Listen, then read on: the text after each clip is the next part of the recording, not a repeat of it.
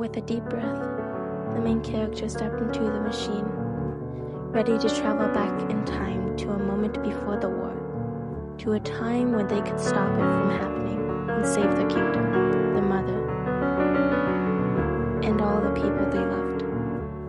The future was uncertain, but the main character knew one thing. They were not going to let the mistakes of the past define the future.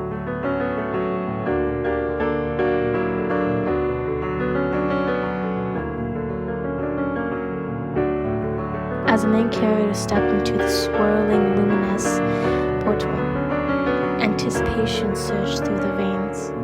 The energy crackled around them, enveloping their form in a blinding glow before the world shifted. But when they emerged on the other side, an eerie stillness settled in their chest. The main character's eyes darted around, scanning their surroundings, only to be met with the unsettling realization.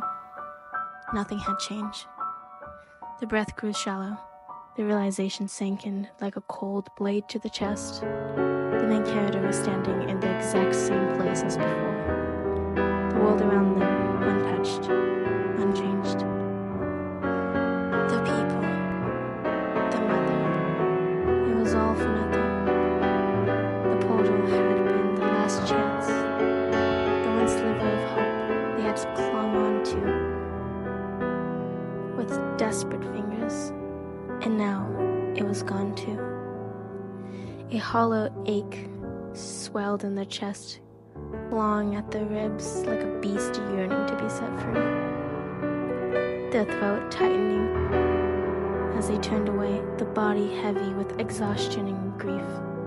Each step felt like dragging through mud, the weight of the failure suffocating. Then a flicker of differency caught the eye. Their head snapped, heart stuttering. Lyra's body, it was gone. A sharp inhale, the muscles tensed, the eyes darted wildly across the ground where she had once lain, lifeless and cold.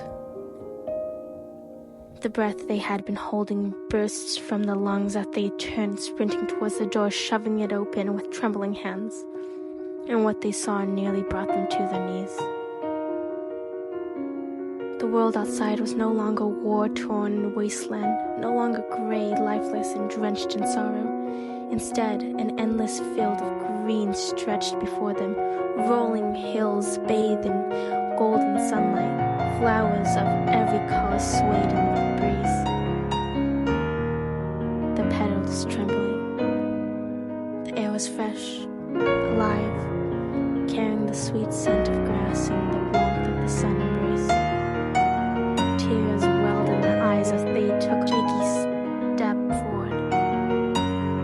Then another, until they were running, sprinting through fields, the wind brushing against the tear-streaked face. The main character laughed, but it came out choked, more sobbing than joy.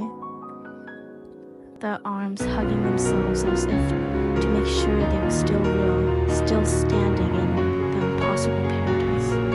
For the first time in their life, they saw the sky. Not dull, gray haze of smoke and ruins, but a brilliant blue. Endless and vast, stretched beyond anything they had ever imagined. Their feet carried them faster. Straight through the town, the heart pounding as the main character reached its center, breathless and shaking. The town, once bleak and broken, was now thriving. The streets were lively, filled with laughter, music, vibrant banners fluttered the windows, children run through cobblestone, and merchants calling out cheerfully to passerbyers. It was a vision of life, of a future they had never dared to dream of.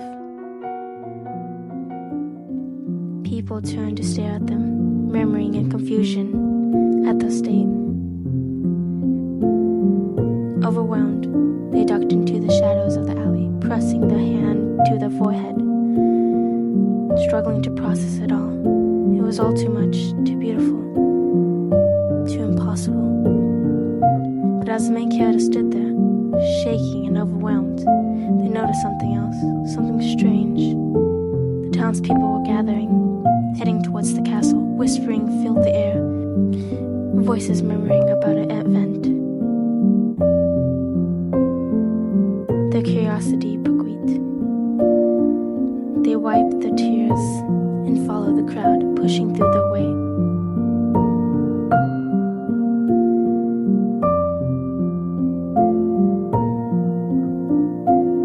Pushing their way through. What's happening? The main character asked a nearby villager. A new guard is being chosen, the person whispered back, the youngest ever to be promoted to the second highest rank to protect the prince. Their hearts stopped. The prince. A flood of memories surged through them.